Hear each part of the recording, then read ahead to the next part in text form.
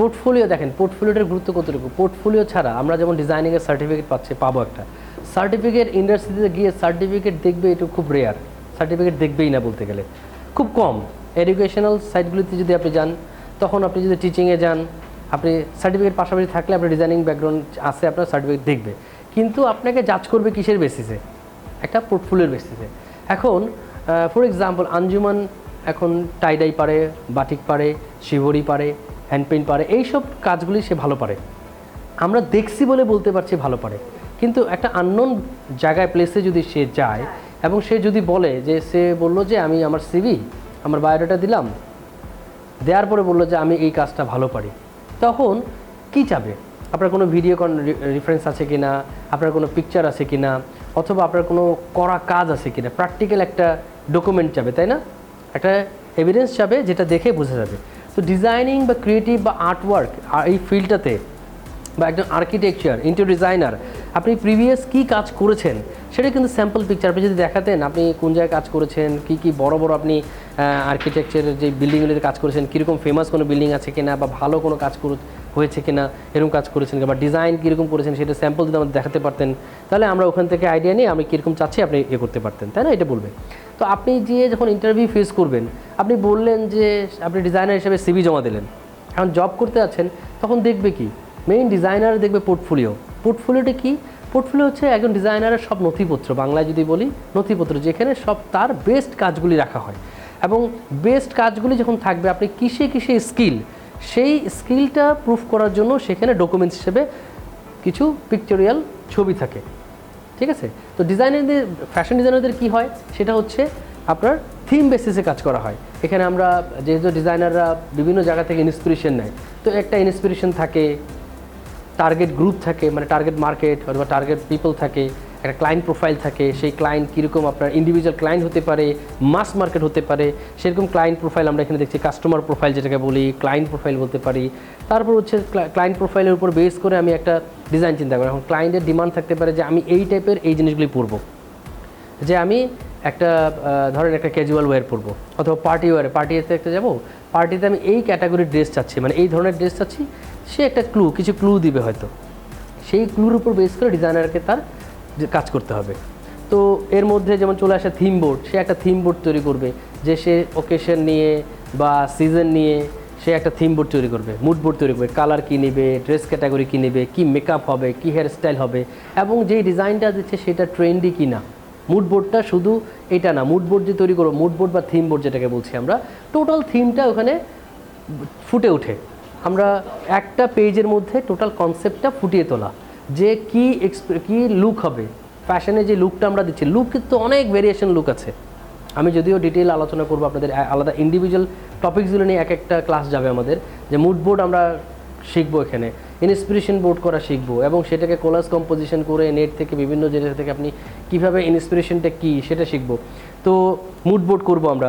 Colour board, এখন এইখান থেকে যে নিলাম, কি কালার পিক করতে পারছি আমরা, সেই কালারগুলি নিব আমরা।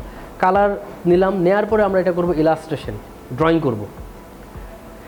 ড্রয়িং করার পর, ড্রয়িং করার আগে, এটা হচ্ছে পরে, ফাইনাল ড্রয়িং করার আগে আমরা রাফ ড্রয়িং করব। করার পরে ডিজাইন আমি সিলেক্ট করলাম যে এটা ডিজাইন হবে আমার। এখন এটার পরে আমরা করব ডিডি, ডিজাইন ডেভেলপমেন্ট। একটা করে স্যাটিসফাই থাকবো না যে হ্যাঁ এটা আমার ফাইনাল ডিজাইন।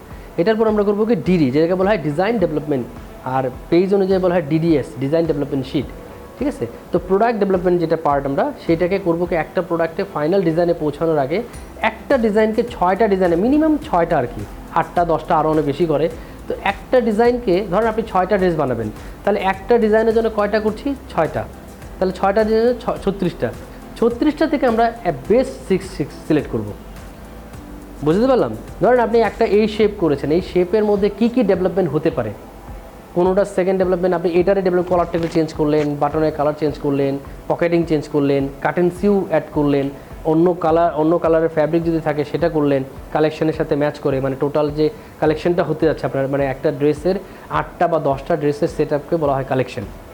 সেই কালেকশনের মধ্যে একটার সাথে একটা রিদম আছে কি না, শেপের সাথে শেপ ম্যাচ আছে কি না, ফ্যাব্রিকের সাথে ফ্যাব্রিকের ম্যাচ আছে কি না, ঠিক আছে? যে আপনি একটা জিনিস থেকে ইন্সপিরেশন নিয়েছেন, সেটার সাথে ওই কন্টিনিউটি তো একটা সিঙ্ক্রোনাইজেশন থাকতে হবে। তো ব্রেক করলে তো হবে না।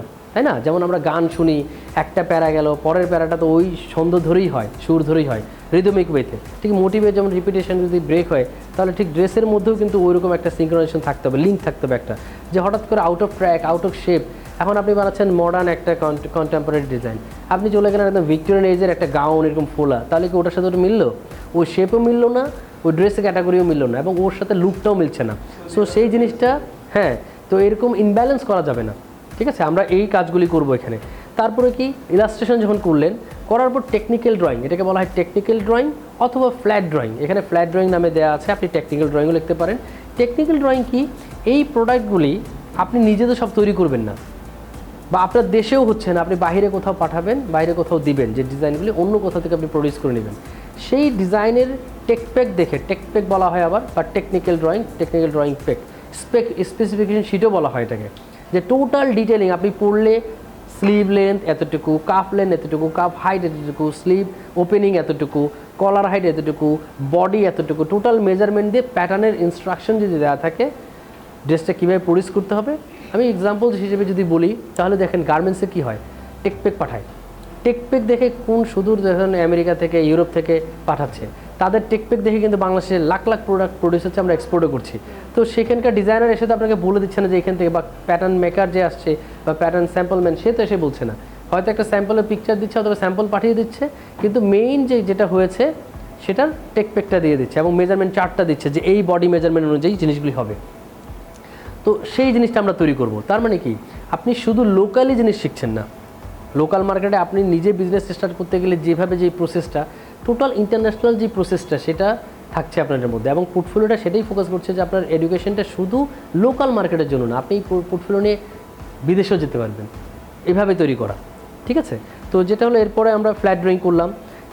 এই করার পরে আমরা রেঞ্জ, মানে টোটাল গ্রুপে একটা ফটোশ্যুট হবে, মানে টোটাল কালেকশনটা আমরা কী করি, র্যাম্পে যখন সবাই সিঙ্গেল করে হাঁটে, তারপর আবার সবাই একসাথে ঘুরে যায় না, অথবা স্টেজের মধ্যে একসাথে দাঁড়িয়ে থাকে, তখন একটা ফটোশ্যুট হয়। তো টোটাল কালেকশনটার মধ্যে রিদমটা কীরকম, সেই একটা ফটোশ্যুট থাকবে, ইলাস্ট্রেশনও থাকবে এবং ফটোশ্যুটও থাকবে। তো এই প্রোডাক্টগুলি আমরা কিন্তু ফটোশ্যুটও করবো।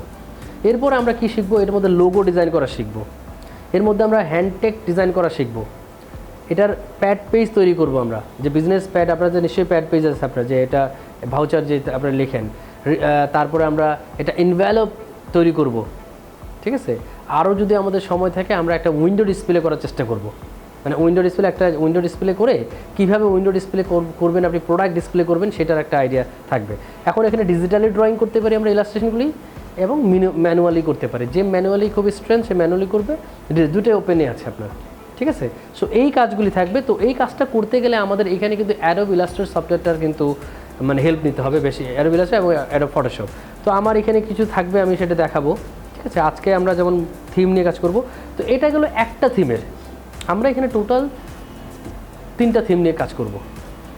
একটা আমরা বানাবো, 2টা থিম হচ্ছে আমাদের থাকবে। একটা থিমে আমরা প্র্যাকটিক্যালি এরকম গাউন, ইভিনিং গাউন, বা যেটা আপনি বানাতে, আমরা সাধারণত গাউনের ইয়েটা বানাতে বলি, তো একটা থিমের আপনারা গাউন বানাবেন, আর বাকি একটা ধরেন একটা স্পোর্টস নিয়ে কাজ করলেন, অথবা ক্যাজুয়াল নিয়ে, বা প্রিন্টেড ড্রেস নিয়ে, স্পেশাল ওকেশন নিয়ে, বা কিডস ওয়্যার নিয়ে, যে যদি মানে যে আমার মনে ভাবলেন যে একটা মেন্স ওয়্যার, একটা উমেন্স ওয়্যার, একটা কিডস ওয়্যার বানাবো, সেটা আপনারা করতে পারেন। 3টা থিম থাকবে, 3 রকম থিম থাকতে পারে, এবং একটা রেডি টু ওয়্যার থাকতে পারে। রেডি টু ওয়্যার কোনটাকে বলা হয়, যেটা আমরা নর্মালি পড়ছি ইন্ডাস্ট্রি প্রডিউস করার জন্য। আর একটা হতে পারে স্পেশাল, ওকেশনালি এবং ক্রিয়েটিভ আইটেম, যে ওটার প্যাটার্নটা নর্মালি মানে রেডি মানে রেগুলার পরার মতো না, বা রেডি টু মার্কেটে প্রডিউস করার মতো না। এটা টাইম কনজিউম, একটা গাউন যেমন তৈরি করতে গেলে অনেক সময় লাগে, তাই না? হ্যাঁ, এক্সক্লুসিভ, জি এক্সক্লুসিভ, আপনার টাইম কনজিউম, মানে ওটা মাস প্রোডাকশনে যাওয়া সম্ভব না, সেরকম একটা থিম থাকতে পারে। আপনার পোর্টফোলিওর এটার ভ্যালু অ্যাড করবে, যে আপনি কটিউর লেভেলের একটা ড্রেস তৈরি করলেন, একটা রেডি টু ওয়্যার, আর এটা মাস মার্কেটের জন্য আপনি তৈরি করলেন। সো এইটা হচ্ছে আমাদের পোর্টফোলিও, এটা করতে হবে। এবং ডিজাইনিংয়ের মেইন সাবজেক্ট, আপনি শুধু সার্টিফিকেট নিয়ে ঘুরলে হবে না, এবং নিজেকে ডিজাইনার দাবি করলে লাভ নেই।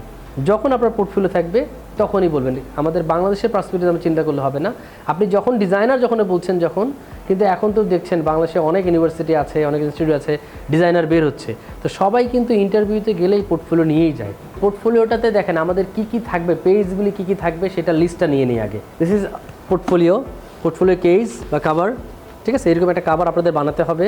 ব্ল্যাক হতে পারে, অন্য কালার করে, যে যেটা কালার করে। দেখেন আমি যেই পোর্টফোলিওটা করাবো, বিজিএম ইউনিভার্সিটি, বাংলাদেশের ফ্যাশন ইউনিভার্সিটি, ইভেন ইন্টারন্যাশনাল লেভেলের পোর্টফোলিও আপনার ডিপ্লোমা থেকে করবেন, মানে আমি ওইটুকু কাজ করাবো। সো কাজ করতে হবে অনেক বেশি। আমি কিন্তু এইটা মানে ডিফারেন্সিয়েট করতেই পারি না যে আমি ডিপ্লোমা পড়াচ্ছি, বারবারই বলছি। কিন্তু টেবিল অফ কন্টেন্ট আমরা কি করব দেখেন, টেবিল অফ কন্টেন্টে আমরা এখানে লোগো, স্লোগান লেখছে এখানে, আমরা অন্যভাবে বলতে পারি সিভি, মানে ডিজাইনার সিভি, ঠিক আছে। তারপর পার্ট 1 আমরা করব কাস্টমার প্রোফাইল, তারপর আমি পোর্টফোলিওটা কী সেটা বলছি আর কি।